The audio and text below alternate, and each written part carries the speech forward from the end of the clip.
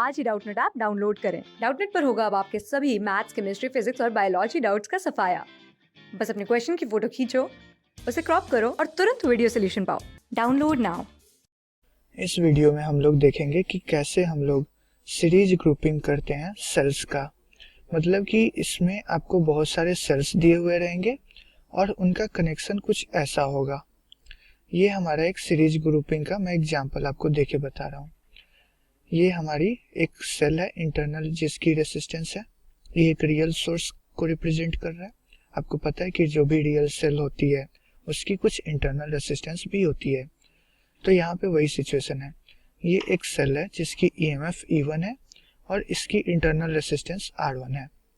फिर यहाँ पे मैंने दूसरे सेल को कनेक्ट किया और उसकी इंटरनल रेसिस्टेंस को भी बना दिया। फिर सिमिलरली तीसरे सेल को, और ऐसे ही करते करते हम लोग यहाँ पे क्या कर रहे हैं, टोटल n सेल्स को कनेक्ट कर रहे हैं एक दूसरे के साथ। ठीक है, ये दो पॉइंट हमारा A है और B है, A और B।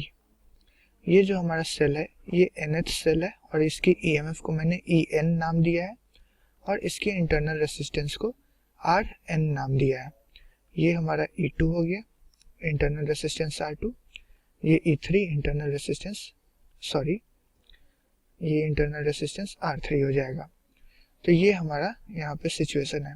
तो इस तरीके का आपको जब भी अरेंजमेंट दिखे, जब एक ही ब्रांच में सारी सेल्स कनेक्टेड हो, एक से ज़्यादा सेल्स कनेक्टेड हो, तो आप सोच लेना कि वो हमारी सीरीज ग्रुपिंग हो गई। सीरीज ग्रुपिंग मतलब एक ही ब्रांच में बहुत सारी सेल्स कनेक्टेड होंगी। अब यहाँ पे एक चीज़ कैच है कि इनकी जो पोलरिटी है मैंने सभी की एक ही डायरेक्शन में एज्यूम की है। मतलब कि इस साइड का जो पोलरिटी है, ठीक है, इस साइड का पोलरिटी हाई है हर सेल में और इस साइड की पोलरिटी लो रखी है मैंने। ठीक है, आप देख सकते हो। तो ये सिचुएशन हो सकता है, ऐसा हो सकता है कि कुछ सेल्स की पोलरिटी रिवर्स हो। मतलब कि यहाँ पे मैंने इसको इस तरीके से बनाया, E2 की जगह पे मैं ऐसे भी बना सकता था। तो ये थोड़ा सा सिचुएशन अलग हो जाएगा, लेकिन ग्रुपिंग फिर भी सीरीज में ही कहलाएगा। ठीक है, यहाँ पे ऊपर वाले E2 और R2 की जगह पे ये लगा दो, तो भी जो ग्रुपिंग है A और B के बीच में सेल्स का, वो सीरीज ग्रुपिंग ही कहलाएगा।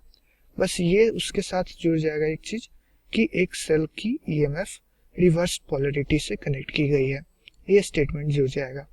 ठीक है, तो सबसे पहले तो मैं इस वाले को ही केस को डिस्कस करता हूँ कि कैसे हम लोग इसका इक्विवेलेंट ईएमएफ और इक्विवेलेंट रेसिस्टेंस कैलकुलेट करेंगे। तो इक्विवेलेंट ईएमएफ और इक्विवेलेंट रेसिस्टेंस कहने का क्या मतलब होगा? कहने का ये मतलब हुआ कि हम लोग एक ऐसा सेल से रिप्रेजेंट करना चाहते हैं इस पूरे कॉम्बिनेशन को कि हमें एक ही सेल लगाना पड़े A और B के बीच में, और इसका जो नेट इक्विवेलेंट ईएमएफ होगा वो हमारा इस सेल का इक्विवेलेंट ईएमएफ हो जाएगा और इन इंटरनल रेसिस्टेंसेज का जो इक्विवेलेंट होगा वो हमारा फाइनल इस सेल का इंटरनल रेसिस्टेंस हो जाएगा। मतलब कि इसका जो भी सिचुएशन है, इतने सारे सेल्स को मैं इस एक सेल से रिप्लेस करना चाहता हूँ इस सर्किट में, इस ब्रांच में। ठीक है, तो हम लोग को कैसे इसको सॉल्व करना होगा ये देखना होगा। तो यहाँ पे आप इस सर्किट के लिए क्या देख रहे हो? इस सर्किट के लिए सिंपली आप ये देख लो, VA plus E equivalent is equal to VB होगा। ठीक है, पोटेंशियल डिफरेंस का इक्वेशन मैंने लिख लिया यहाँ पे। अब चूंकि इस ब्रांच में अभी करंट की वैल्यू 0 है, तो इस इंटरनल रेसिस्टेंस से कोई भी पोटेंशियल ड्रॉप नहीं देखने को मिलेगा, केवल इस सेल का ईएमएफ के कारण पोटेंशियल डिफरेंस क्रिएट होगा पॉइंट A और पॉइंट B के बीच में। तो और वो रिलेशन हमारा ये मिल गया। इसको आप ये भी कर सकते हो, VAB is equal to VA minus VB, और ये वैल्यू कितनी हो जाएगी, माइनस E इक्विवेलेंट। मतलब कि A का पोटेंशियल कम है, B का पोटेंशियल ज़्यादा है। ये नेगेटिव साइन इस बात को भी इंडिकेट कर रहा है। तो अब हम लोग क्या करते हैं, इस इक्वेशन में भी हम लोग यही वोल्टेज डिफरेंस लिखने की कोशिश करते हैं A और B के बीच में, और उसके बाद जो वोल्टेज पोटेंशियल डिफरेंस आएगा A और B के बीच में, वो हमें इस इक्वेशन से क्या मिल रहा है, माइनस ऑफ E इक्विवेलेंट। और ये minus of E equivalent equal हो जाएगा इस ब्रांच के लिए जो इक्वेशन लिखेंगे उससे। जैसे कि मैं क्या कहना चाह रहा हूँ वो थोड़ा देर में क्लियर हो जाएगा आपको। मैं यहाँ पे आपको इक्वेशन लिख के बता रहा हूँ।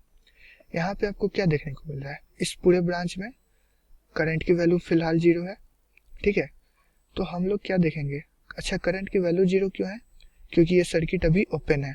ओपन सर्किट में करंट की वैल्यू हमेशा 0 होती है।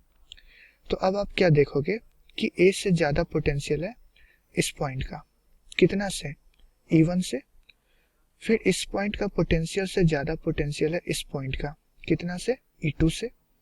मतलब कि अगर इस पॉइंट का पोटेंशियल लिखना चाहें हम तो क्या लिखेंगे, हम लिखेंगे potential of A plus E1, और ये पूरी वैल्यू जो है VA प्लस E1, ये इस पॉइंट का पोटेंशियल हो गया।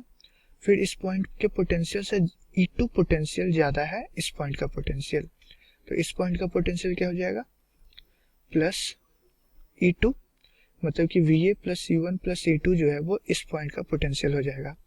सिमिलरली यहाँ पे हर सेल के लिए ऐसे ही हम लोग करेंगे, क्योंकि सभी की पोलरिटी सेम है। तो यहाँ से वैल्यू क्या हो जाएगी, ये plus E3 plus E4 plus ऐसे ही चलते चला जाएगा प्लस En तक। सारी सेल्स की पोलरिटी सेम है, मतलब कि जो राइट साइड में होगी पॉइंट उसकी हाई पोटेंशियल होगी। तो वही हमने सबको ऐड करते गए, क्योंकि पोटेंशियल में इंक्रीज देखने को मिल रहा है। और ये जो फाइनली हमें मिलेगा इस पॉइंट का पोटेंशियल और इस पॉइंट का पोटेंशियल ही पोटेंशियल ऑफ पॉइंट बी हो जाएगा, क्योंकि इस रेसिस्टर के थ्रू कोई भी पोटेंशियल डिफरेंस क्रिएट नहीं होगा। तो ये हो जाएगा हमारा VB। तो अब आप यहाँ से क्या देख सकते हो कि VA माइनस VB जो है वो वैल्यू आ जाएगी minus of E1 plus E2 plus E3 plus so plus En। ये हो जाएगा हमारा दूसरा इक्वेशन। ये हमारा पहला इक्वेशन था।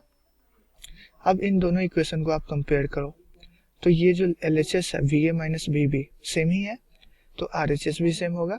तो यहाँ से आपको मिलता है सीरीज ग्रुपिंग का जो EMF इक्विवेलेंट होता है वो होता है हमारा E1 plus E2 plus so plus En, मतलब सारी EMF का सम, अगर पोलरिटी सभी की सेम है तो इसको आप सिमिलर लैंग्वेज में ये भी लिख सकते हो कि ये जो होगा वो समेशन ऑफ EI होगा, where I varies from 1 to N, ठीक है। तो ये हमारा फाइनली EMF इक्विवेलेंट का रिलेशन मिल गया। अब इसमें आपको एक चीज और केयर करना होगा कि जब पोलरिटी को रिवर्स कर देते हैं तब क्या सिचुएशन होगा। जैसे कि यहीं पे हम लोग देख लेते हैं, तो यहाँ पे आप देख सकते हो कि जब यहाँ पे इस E2 को, केवल इसी को फोकस करते हैं, एक सेल को हम लोग रिवर्स पोलरिटी के साथ कनेक्ट किए हैं, तो इस E2 को मैंने यहाँ से यहाँ तक का जो ब्रांचिंग है वो इससे रिप्लेस कर दिया। तो इस सेल का जो पोलरिटी है वो तो रिवर्स्ड है। तो अब जो इक्वेशन होगा वो क्या होगा, ये जो मैंने यहाँ पे इक्वेशन लिखा था वो अब नया इक्वेशन क्या हो जाएगा वो देख लेते हैं। तो जो हमारा नया इक्वेशन होगा वो हो जाएगा VA, इस सेल से पोटेंशियल डिफरेंस इंक्रीज हो रहा है तो यहाँ पे प्लस E1। अब यहाँ पे इसके बाद इस वाले कंसिडरेशन को आप ले लो, क्योंकि मैंने इसको रिप्लेस कर दिया है इससे। तो इस पॉइंट के बाद इसको आप सिंपली मैं कनेक्ट कर दे रहा हूँ, ठीक है। ये जो हमारा पार्ट है ना वो अब नहीं है, और ये सर्किट यहाँ से ऐसे गया, फिर ऐसे हुआ, फिर ऐसे कंप्लीट हुआ। ये जो बीच वाली ब्रांचिंग है वो नहीं है यहाँ पे। तो अब आप यहाँ से क्या देख रहे हो, अब आप इस पॉइंट का पोटेंशियल लिख चुके हो VA प्लस E1। फिर आप यहाँ से आगे बढ़े इस ब्रांच में, फिर आपको यहाँ से यहाँ तक क्या दिख रहा है, पोटेंशियल ड्रॉप दिख रहा है E2 से। तो यहाँ पे आपको माइनस साइन लगाना होगा और फिर E2 लिखना होगा। फिर यहाँ पे आ गए, फिर यहाँ पे पोटेंशियल इंक्रीज देखने को मिल रहा है तो फिर से प्लस E3 लिखेंगे, और फिर आगे के सारी पोलरिटी सेम है इस तरीके की, मतलब कि सब जगह पोटेंशियल इंक्रीज देखने को मिलेगा। तो मतलब सारी वैल्यूज को प्लस के साथ आप लोग लिखोगे, तो plus En is equal to VB। तो क्या चेंजिंग करना हमें पड़ा, केवल इस जो बैटरी थी जो सेल थी जिसकी पोलैरिटी रिवर्स थी उसके आगे हमने माइनस साइन केवल लगाया, तो ये माइनस साइन ही तो केवल चेंज हुआ। तो ये यहाँ पे ये जो हमारा फाइनल फॉर्मूला है वो हर जगह एप्लीकेबल है। बस आपको केयर यही करना होगा कि जहाँ जहाँ जिस भी सेल का पोलैरिटी रिवर्स है उसके कोरस्पॉन्डिंग हम लोग माइनस ई का यूज करेंगे। ठीक है, उस सेल की जो भी पोलैरिटी होगी उसको हम लोग रिवर्स अगर देखते हैं तो माइनस साइन के साथ यहाँ पे यूज कर लेंगे। जैसे कि इस केस में जो हमारा इक्विवेलेंट ईएमएफ होगा वो क्या हो जाएगा, वो हो जाएगा हमारा E1 minus E2 plus E3 plus E4 plus so and so plus En। यहाँ पे क्या आया था, ये सारी की सारी वैल्यूज प्लस के साथ थी, लेकिन जब पोलैरिटी रिवर्स कर दिए तो ये वैल्यू इस बार माइनस के साथ आ जाएगी। तो वही इस फॉर्मूला में ही आपको अपनी तरफ से मॉडिफिकेशन करना होगा। तो ये हमारा फॉर्मूला आ जाता है जाई इक्विवेलेंट का, ईएमएफ इक्विवेलेंट का सीरीज ग्रुपिंग में। अब फर्दर हम लोग बात कर लेते हैं कि रेसिस्टेंस इक्विवेलेंट क्या हो जाएगा सीरीज ग्रुपिंग का। ये जो आर इक्विवेलेंट वाला टर्म है ये क्या होगा, तो ये बिल्कुल सिंपल है, क्योंकि आप जानते हो कोई भी ब्रांच हो उसमें एक साथ जब रेसिस्टेंस कनेक्टेड होती हैं तो मतलब कि सीरीज में कनेक्टेड है। और सीरीज ग्रुपिंग का क्या होता है, आर इक्विवेलेंट। आर इक्विवेलेंट होता है सम ऑफ ऑल रेसिस्टेंस, होता है ना। तो यहाँ भी वही चीज करना है, मतलब कि जो भी R1 R2 R3 R4 है, ठीक है, वो सब का सम आप कर दो तो वही आपका आर इक्विवेलेंट हो जाएगा। तो हमारा आर इक्विवेलेंट का जो फॉर्मूला होगा वो हो जाएगा sigma of summation of resistance of all cells I is equal to 1 to n। ये हो जाएगा हमारा फॉर्मूला रेसिस्टेंस इक्विवेलेंट का। इसी को आप ऐसे भी लिख सकते हो, R equivalent is equal to R1 plus R2 plus so and so plus Rn। इसमें कोई फर्क नहीं पड़ेगा अगर आप सेल की पोलैरिटी को रिवर्स करो या ना करो, तो हमारा आर इक्विवेलेंट हमेशा यही होगा सीरीज ग्रुपिंग के लिए। तो ये था हमारा सीरीज ग्रुपिंग। अब इसमें एक स्पेशल केस भी हम लोग डिस्कस कर लेते हैं, ठीक है। तो वो स्पेशल केस क्या है कि सारी सेल्स की जो ईएमएफ है उसकी वैल्यू सेम है, मतलब कि E1 is equal to E2 is equal to so and so is equal to En, मतलब सारी सेल्स की ईएमएफ जो है उसकी वैल्यू सेम है और वो वैल्यू E के इक्वल है, ठीक है। तो इस बार ईएमएफ इक्विवेलेंट क्या हो जाएगा, ये हो जाएगा हमारा E1 plus E2 plus E3 plus so and so En तक, ठीक है। तो सारी वैल्यू तो E के ही इक्वल है, तो हम लोग क्या कर रहे हैं, n टाइम्स E को ही ऐड कर रहे हैं, तो ये वैल्यू हो जाएगी Ne। तो जो नेट इक्विवेलेंट होता है ईएमएफ, अगर सारी सेल्स इक्वल है, इक्विवेलेंट है, तो हमें देखने को मिलेगी कि नेट जो इक्विवेलेंट ईएमएफ मिलेगा उस कॉम्बिनेशन का वो हमारा n टाइम्स E हो जाएगा। और इंटरनल रेसिस्टेंस भी इक्वल हो गया, तो R इक्विवेलेंट क्या हो जाएगा, R प्लस R सभी इंटरनल रेसिस्टेंसेज का सम। तो यहाँ से ये भी मिल जाएगा R equivalent is equal to n times R। तो ये हमारा ईएमएफ इक्विवेलेंट हो जाएगा और ये हमारा रेसिस्टेंस इक्विवेलेंट हो जाएगा जब सारी की सारी सेल्स आइडेंटिकल होंगी, ठीक है। तो इस वीडियो को हम लोग यहीं पे एंड करते हैं। क्लास 6 से 12 से लेके नीट IIT JEE मेंस और एडवांस के लेवल तक 10 मिलियन से ज्यादा स्टूडेंट्स का भरोसा। आज ही डाउनलोड करें डाउटनेट ऐप या व्हाट्सएप कीजिए अपने डाउट्स 8400 400 400 पर।